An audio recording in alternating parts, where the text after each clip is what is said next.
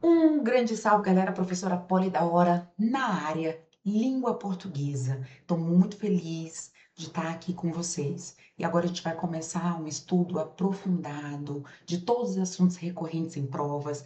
E eu espero, de coração, contribuir cada vez mais com a formação acadêmica de vocês, beleza? Vamos começar, meus amores? Mas, antes de tudo, se você não segue a prof, você vai até o Insta da prof, dá aquele salve, @polidaora. Vou dar uma olhada hoje quando chegar à minha casa, viu? Quero ver se você me segue. Prof, pra que seguir você no Instagram? Porque lá a gente vai ter alguns Polygrammatical Incredible Songs. Vamos cantar algumas musiquinhas de gramática, vai ser incrível, tá? E outra, quando você estiver lá na sua casa, sabe, naquela bad, ó, quero conversar com a minha prof. Quero conversar com a minha prof sobre este item aqui. Eu tenho dúvidas sobre este item, então eu preciso conversar com a minha prof. Você vai lá, manda um direct, que é assim que a prof tiver um tempo, vai lá e responde. Você pode ter certeza. Eu respondo mesmo. Beleza, meus amores? Vamos lá?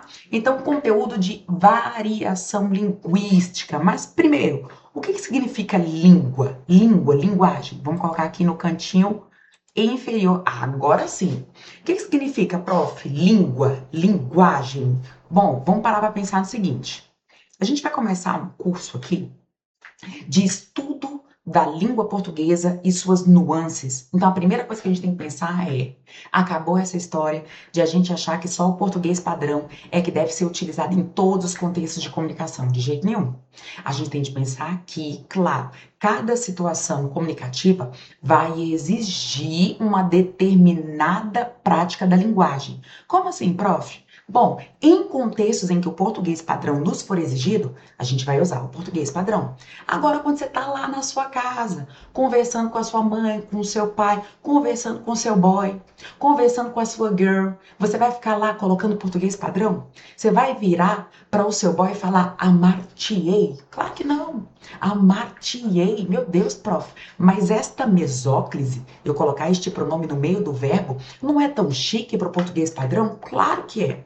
Mas para a funcionalidade da língua, já meio que está obsoleto, já está ultrapassado. Então a gente tem que pensar que, em contexto em que o português padrão nos for exigido, a gente vai super usar. Agora, em outras adequações discursivas, a gente super vai se pautar das facilidades que a gente tem, porque o objetivo maior é a comunicação. O objetivo maior é a gente se comunicar. Beleza? Então vamos começar, gente. Diferença entre língua e linguagem. Bom, quando você fala em linguagem, é toda forma que o ser humano, né, os seres racionais e irracionais, tô falando só de ser humano, mas não. Os seres racionais, os seres irracionais utilizam para poder o quê? Se comunicar, para poder interagir. Bom, agora trazendo para o nosso viés, trazendo para o nosso ângulo, a gente está falando de linguagem, por exemplo, ser humano, linguagem verbal, em que a gente usa vários códigos linguísticos para a gente poder conversar com o interlocutor. A gente também está falando da linguagem não verbal, a linguagem aqui imagética, quando a gente usa as nossas expressões corporais, as nossas expressões faciais, justamente com o objetivo de a gente se comunicar. Agora, você vira e fala para mim, prof, linguagem eu entendi. Linguagem é qualquer mecanismo que a gente usa para poder interagir com o interlocutor. Perfeito. Pode ser verbal, pode ser não verbal, pode ser multimodal. Então, quando a gente fala em linguagem multimodal, é quando a gente tem a mescla de linguagem verbal com linguagem gestual, com linguagem não verbal. Então, a gente tem uma multiplicidade de uso das linguagens, tá? Bom, e aí, onde entra a língua aí, prof? A língua é uma convenção social que traz as suas regras gramaticais, que traz as suas estruturas sintáticas, ok? E que com certeza vão trazer essa delimitação para o falante. Caramba, então eu tenho que pensar em vocábulos, eu tenho que pensar em construções sintáticas, eu tenho que pensar em coesão, eu tenho que pensar em coerência, para que o meu discurso seja organizado e o meu interlocutor compreenda aquilo que eu falei dentro de um sistema convencional de regras e estruturas. Perfeito, prof. Agora eu entendi a diferença entre língua e linguagem. Então vamos parar para pensar. Quando eu viro para vocês e faço isso aqui, ó, maravilhoso, ó, isso aqui, linguagem gestual, Tá vendo? Eu tô conseguindo me comunicar. Maravilhoso. Agora, quando eu monto uma estrutura sintática organizada, a língua é uma convenção social. Olha só, a língua é uma convenção social. Eu tenho uma estrutura aqui de sujeito, de verbo de ligação, verbo ser, convenção social, um predicativo do sujeito. Eu tenho uma estrutura organizacional. E essa estrutura, ela é moldada de acordo com uma convenção coletiva. Beleza? Com estruturas sintáticas bem definidas, com estruturas morfológicas bem estudadas, com questões etimológicas também, que é estudo da origem das palavras, por exemplo. Tudo isso entra em questão quando a gente vai estudar toda essa questão da língua enquanto convenção social, beleza? Bom, agora vamos parar para pensar. Prof, eu entendi o que é língua, o que é linguagem. Agora, o que significa variação linguística? Você vai anotar aí agora. Variação linguística é. Vamos colocar o conceito aqui bonitinho? Bem bonitinho. Vou abaixar aqui minha cabeça, vamos colocar o conceito. O que são as variações linguísticas? Bom, você vai colocar bem assim, ó. A língua é orgânica. Ela é orgânica. O que é orgânica? É porque ela é inerente ao indivíduo, ok? Sendo assim, vírgula, molda-se de acordo com as necessidades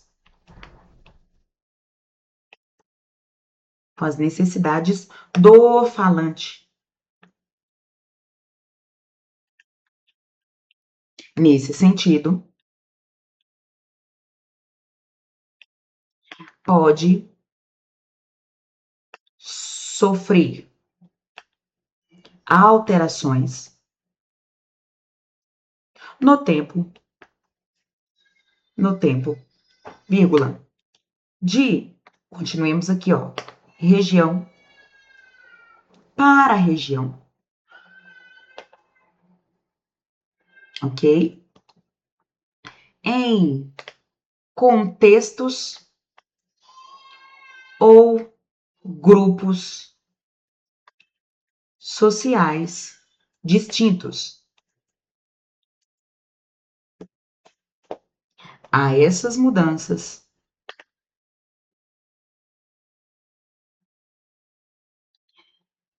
dá-se o nome de variação linguística, ok? Então, prof, o que seria, resumidamente, variação linguística? Como eu falei para vocês, a língua é orgânica. Então, a gente tem o padrão, português padrão, mas claro, a gente não pode ficar o tempo inteiro pensando só no português padrão. A gente tem de entender que, já que a língua é orgânica, ela vai se moldar de acordo com as necessidades, as experiências do falante. Então, a gente não pode descredibilizar. A gente não pode descredibilizar, por exemplo, um ato comunicativo que você tem, por exemplo, com a sua avó. Né? A sua avó vai trazer várias expressões que são da época dela. Caramba, prof, eu não uso mais essas expressões. Essas expressões agora, para minha geração, elas estão um pouco mais obsoletas, ultrapassadas. Caramba, então minha avó tem várias expressões que eram usadas na época dela. Perfeito. Então aí isso a gente chama de variação diacrônica, cronos, tempo. Caramba, prof, agora eu entendi. Então quando eu saio daqui, por exemplo, para ir lá para o interior de Minas Gerais, conversar com os meus parentes mineiros, e eles começam a falar daquele jeito, com aquele sotaque. Então eu percebo que tem coisas diferentes do que eu geralmente falo aqui, quando eu estou, por exemplo, em Brasília. Claro, porque agora você está indo para uma outra região. E essa outra região ela é caracterizada por ter algumas estruturas completamente que vão caracterizar aquela região específica.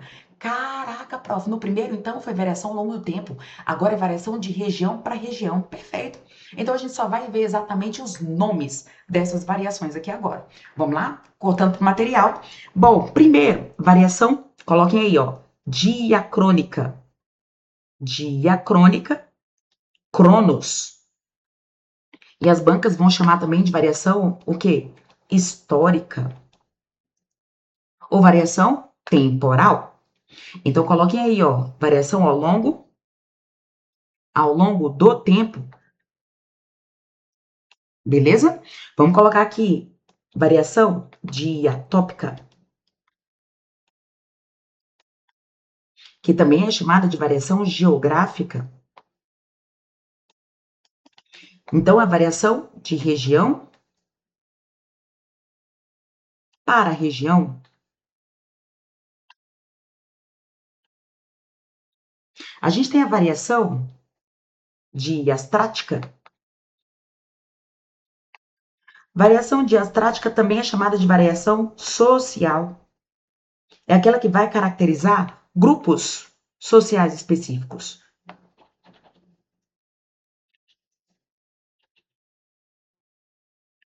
Grupos sociais específicos e variação diafásica, que é a variação situacional. O que significa? Situacional.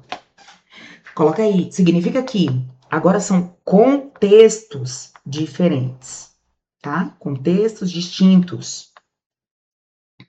Caramba, prof, eu não entendi muito bem a variação diastrática para a variação diafásica. Vamos parar para pensar. Quando se fala em variação diastrática, você está falando em grupo.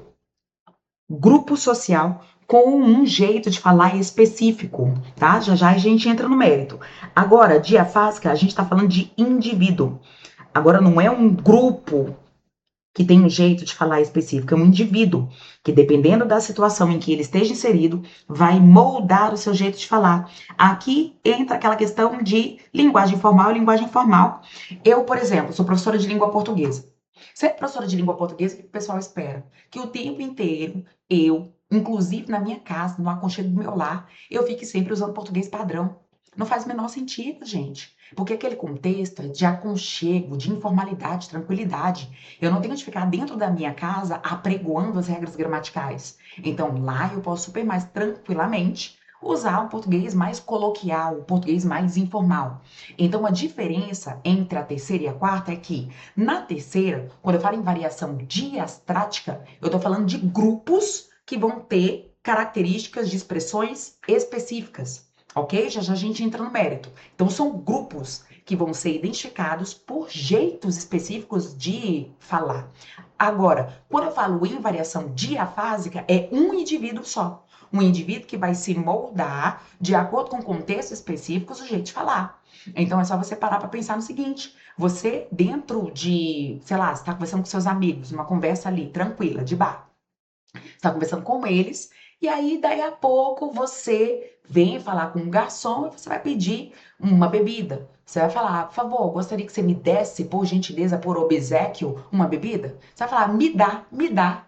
Caramba, prof, mas a gramática normativa não deixa a gente começar a frase com pronome oblíquo, me dá. Tem que ser dá-me, dá-me uma bebida. Não é verdade? É o que o português padrão prescreve. Só que aquele contexto é um contexto de informalidade. Então, por mais que você saiba que o português padrão não aceita a gente começar a frase com pronome oblíquo, né? Por exemplo, me dá, te amo, te quero. Você, naquele contexto de informalidade, você vai ficar tranquilo para usar, sabe? Então, é distinção de contextos, adequação linguística. Tranquilos, amores? Então, vamos lá. Agora, vamos categorizar cada uma com tranquilidade. A gente tem aqui, ó, vamos pegar aqui a primeira. Variação diacrônica. O que é cronos mesmo? Vamos pegar aqui, ó. Cronos é tempo. Variação ao longo do tempo. Vamos pensar em cronos. Porque aqui é chique. A gente faz toda uma análise, inclusive etimológica. Cronos, ao longo do tempo. Então, vamos falar de palavras que são muito importantes para a variação diacrônica. Você vai pensar em arcaísmo. Arcaísmo. E você vai pensar em neologismo. Arcaísmo são palavras o quê? Obsoletas. Expressões obsoletas. Palavras que caíram em desuso. Ok? Ao passo que neologismo é uma palavra nova. Palavra nova, não dicionarizada, tá, gente? Não está no Volpe. O que é Volpe, prof? É o vocabulário oficial da língua portuguesa. Para você ter certeza se uma palavra pertence ou não ao nosso campo lexical, é só você constar o VOLPE. E aí a gente usa o neologismo muito para fins expressivos. Você vai encontrar neologismo muito na literatura. Quando o literata inventa uma palavra, coloca aí, fins expressivos. Ele inventa uma palavra justamente para esses fins literários, fins expressivos, tá? Então, arcaísmos, palavras obsoletas, neologismos, palavras novas. São conceitos que estão dentro dessa estrutura lexical aqui de variação diacrônica, tá? Então, vamos dar um exemplo, vamos parar para pensar. Você tem aqui, ó, minha avó falava muito, macacos me mordam. Macacos me mordam. Quando ela estava surpresa. Que equivale ao não acredito. Vamos colocar aqui, ó, arcaísmo. O azinho de arcaísmo. Macacos me mordam. Vamos colocar aqui, por exemplo, palavras. Se você pegar a carta de Pero Vaz de Caminha lá atrás do achamento do Brasil, você vai encontrar isso aqui, ó, fruta. Você vai encontrar cousa. Olha que interessante. Fruta virou o quê, gente? Virou o quê? Fruta. Coloca aí, fruta. Cousa virou o quê? Coisa. A gente tem o nosso querido pronome de tratamento, que era o vossa mercê, que evoluiu para vós mercê, que trouxe também a variação dos escravos, vassumcê, vancê, e hoje é o nosso você. Olha que interessante. Nós temos aqui, ó, o vamos em boa hora. Vamos em boa hora. Agora é uma hora para nós irmos? Sim, nós vamos em boa hora. Vamos em boa hora, vamos em boa hora, vamos embora. E várias outras expressões, né, gente? Quando você pensa em expressões assim, é só você conversar com o pessoal mais antigo e aí você vai ver que eles têm N expressões. Quando minha avó falava assim, quando o menino era bonito ou não bonito, ela falava assim: Nossa, mas ele é um pão. Nossa, mas como ele é um pão, olha só, tá vendo? Ou você vai falar um pão, muitas pessoas não vão saber. Para você ver o tanto que a língua, né, de forma geracional evoluiu. Ela tá aqui agora. A língua está sendo usada aqui agora e ela já está evoluindo, beleza? Vamos aqui, ó. Variação diacrônica. Você já sabe o que é o conceito de arcaísmo e também neologismo, ok? Agora vamos pensar em topos. Topos. Topos é lugar. Então, topos, lugar. Variação de região para região. Conceitos importantes de variação diatópica. Toda vez que a banca cobrar sobre regionalismos, ela está falando da variação diatópica, ok? E aí você não pode confundir o que é sotaque, o que é dialeto, por exemplo. Então aqui você tem a pronúncia, que tem a ver com sotaque, ok? E aqui você tem o léxico,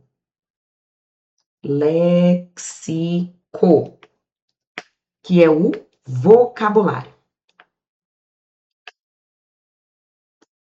Beleza? Como assim pronúncia, prof? Vamos pegar aqui um exemplozinho de pronúncia. Ó. Aqui você tem no centro-oeste porta, esse R gutural, tá vendo? Se você for para o interior de São Paulo, você vai ter o porta. Se você for para o centro de São Paulo, você vai ter o porta, porta, porta, esse som mais interdental, certo? Você tem aqui, ó, no centro-oeste, o escola. Se você for lá para o Rio de Janeiro, Sudeste, você vai ter o escola, escola. Então temos mudança de pronúncia, beleza? Que tem a ver com mudança fonética, tá, gente? Agora, quando a gente fala em mudança lexical, agora são palavras diferentes, que é o caso da nossa querida macaxeira. Tem que, ó, macaxeira, que pode ser aipim, que pode ser mandioca, ok? Você tem aqui, ó, o sacolher, lá no Rio de Janeiro, que é o din-din. Quando você fala assim, ó, din-din, din-din. E outra, din-din a gente pensa ainda em mudança lexical, porque din-din, por exemplo, aqui, né, você fala din-din é dinheiro. Nós tem o din-din, meu Deus, ou chups-chups, din-din. Aí você tem, opa, opa, opa. Vamos voltar aqui. Ó, diatópica. Você tem din-din. Aí você tem o chup-chups. Chup-chups. E N possibilidades, ok? Agora, prof, e onde entra o dialeto? Onde entra o dialeto? Ao somatório de mudanças lexicais. Ó, ao somatório de pronúncia mais léxico, a gente dá o nome de dialeto. Ok, meus amores? Não pode confundir dialeto com língua. Então, se você parar para pensar, a língua portuguesa. Mas aqui a gente tem algumas características de pronúncia aqui no Brasil, algumas características lexicais que se diferem das características de Portugal. Concordam? De Angola, de Cabo Verde. Então, quando a gente não tem uma mudança na estrutura, é porque é a mesma língua. Se você pegar o português do Brasil, o português de Portugal, a gente tem majoritariamente as estruturas sintáticas ali, ó, tá vendo? Se perpetuando. Agora, quando a gente tem ali uma mudança na pronúncia, uma mudança de vocabulário, não é uma mudança majoritária, então a gente está falando em dialeto. Ok? Então, língua portuguesa, agora a gente tem dialeto aqui, português Brasil, dialeto português de Portugal, dialeto de Angola, Cabo Verde, São Tomé e Príncipe, até pensando que o Brasil é um país de dimensão continental. Então, este país, ele tem vários dialetos, né? Se a gente for parar para pensar, justamente por conta dessa dimensão que a gente tem continental aqui do Brasil. Beleza? E aí, nós temos também a variação. Vamos pegar aqui, variação diastrática. Pensa em estratos sociais, ok? Estratos sociais. Quando a gente pensa em estratos sociais, a gente está falando única e exclusivamente do seguinte. Bom, camadas. Camadas sociais. Camadas sociais trazendo mais para nós grupos. Grupos sociais. Como assim, prof? Bom, vamos parar para pensar em ambientes sociais distintos. Sei lá, você tem um grupo de skatistas, né? Vamos colocar os skatistas, vamos colocar aqui as dançarinas, vamos colocar, ó, skate. Vamos pensar em grupos sociais distintos. E aí eles têm algumas expressões, ó, freestyle. Vamos dar um freestyle. Se eu chegar aqui para vocês falando que eu vou dar um freestyle, vocês não vão entender. Um freestyle. Só quem pertencer, por exemplo, ao ambiente linguístico do grupo dos skatistas é que vai saber. Entende a lógica? Então, são expressões que vão caracterizar determinados grupos dentro da sociedade. É o que a gente pode falar, por exemplo, dos médicos, né? Quando você vai para uma consulta médica, aí o médico fala que você tem um desvio entre a T7 e a T5, a L6, a L4, e você fala, meu Deus do céu, eu tenho uma fibromialgia no nervo tal, e você pensa, meu Deus, doutor, eu vou morrer? Por quê, gente? Porque quando você fala esses termos técnicos, eles não pertencem ao seu campo lexical. Eles são muito mais frequentes, né, entre os médicos, porque aí a gente está falando dos jargões específicos de determinadas profissões. É o jargão da medicina, o jargão do direito. E aqui a gente traz também a diferença entre gíria e jargão. Então, quando você fala em gíria, são expressões mais informais,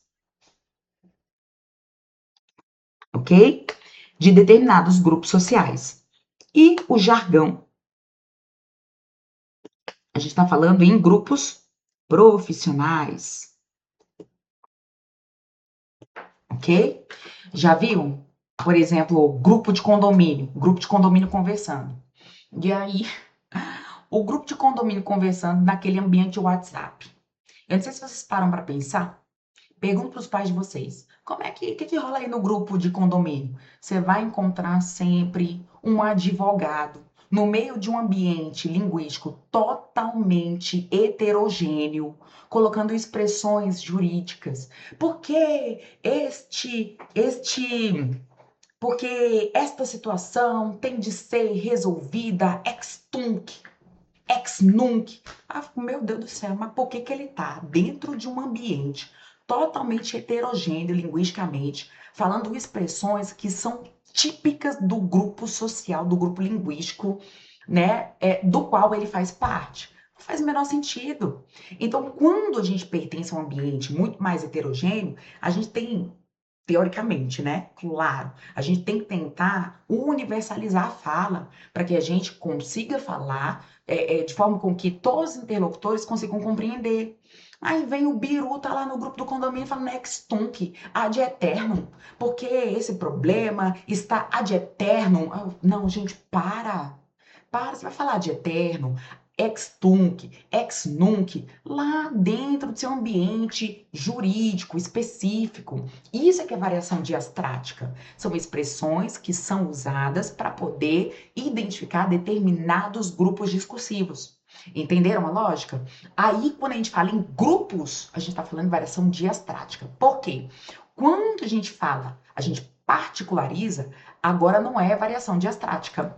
A variação o quê? Diafásica. Como assim, prof? Agora não é mais um grupo, é um indivíduo em contexto, só. Um indivíduo em contextos diferentes, em contextos distintos. Bom, e é aqui que entra a questão da linguagem formal versus linguagem informal. Entra na questão da linguagem informal a marca de coloquialidade, ó. Coloquialidade.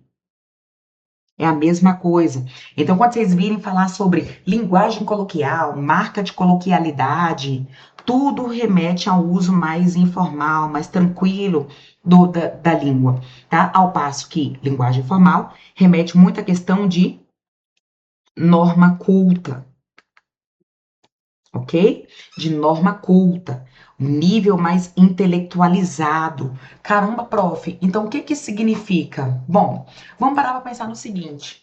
Como eu falei para vocês lá atrás, eu sou professora de língua portuguesa. Eu, poli, um indivíduo só.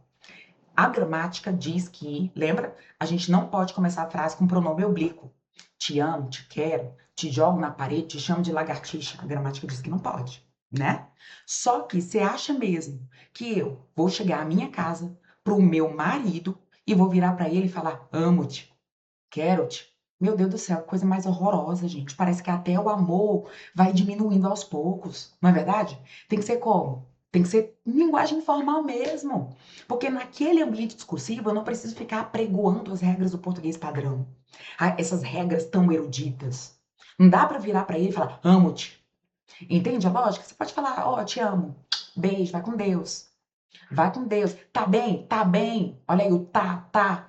Se a gente parar para pensar, o tá é super a questão do nível de informalidade em relação ao verbo estar, não é? Que praticamente na oralidade, pensando em níveis de informalidade, ele já tem as suas próprias conjugações. O verbo tá.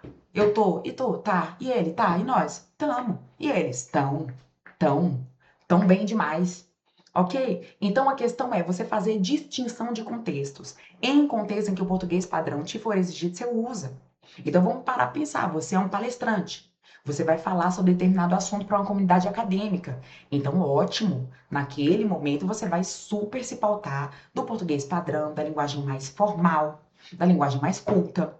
Agora, quando você estiver num ambiente extremamente informal, em que o objetivo maior seja o processo comunicativo, pronto, aí você tem que ficar tranquilo. Você tem que ficar tranquilo porque a comunicação, ela tem que ser protagonista, né? E não a gente ficar apregoando as regras gramaticais. E é sobre isso que a gente tem de refletir em relação aos modernistas. O que os modernistas fizeram? Eles vieram criticar a galera do parnasianismo lá do final do século XIX. Por quê? A galera do parnasianismo tinha esse culto exacerbado pelo português padrão. Não é verdade? E aí os modernistas vieram e falaram o quê? Caramba, se é pra gente valorizar o que de fato é brasileiro, que é popular, então a gente tem que parar de ficar cultuando de forma exacerbada as regras do português padrão e valorizar de fato a linguagem popular. E aí pode parar para pensar. Se você pegar a literatura do final do século XIX, ali ó, parnasianismo, o simbolismo, se você pegar inclusive a literatura machadiana, realismo, naturalismo, lá com o Cortiço, Aloysio de Azevedo, você vai pensar que o português realmente tinha toda essa questão de se voltar para as regras do português. Os autores tinham isso como premissa. E aí a galera da Semana de Arte Moderna falou, não, vamos valorizar ali a linguagem regional. E aí o modernismo trouxe essa outra perspectiva, esse outro olhar para a gente de fato valorizar o que era nacional. Gente, o que mais pode ser nacional do que a diversidade que a gente tem de falares, a diversidade de região, a diversidade linguística histórica, né? A diversidade que um próprio indivíduo tem em situações diferentes. É só você parar para pensar. Eu estou na entrevista de emprego. A entrevista de emprego é uma situação aí, variação situacional, né? É uma situação que exige de você um comportamento em todos os níveis, tá, gente? Em todos os níveis, até de linguagem corporal, o nível mais formal. Agora, quando você está em um ambiente mais tranquilo, pode ficar tranquilo, pode ficar sossegado para você arrasar no processo comunicativo, sem ficar tão preocupado com o fato de apregoar as regras gramaticais, beleza? Por quê, gente? Porque se você ficar o tempo inteiro pensando em apregoar as regras do português padrão, você vai contribuir para o que a gente chama de preconceito linguístico. O que é o preconceito linguístico? É a crença. Coloque aí, ó. É a crença de que só o português padrão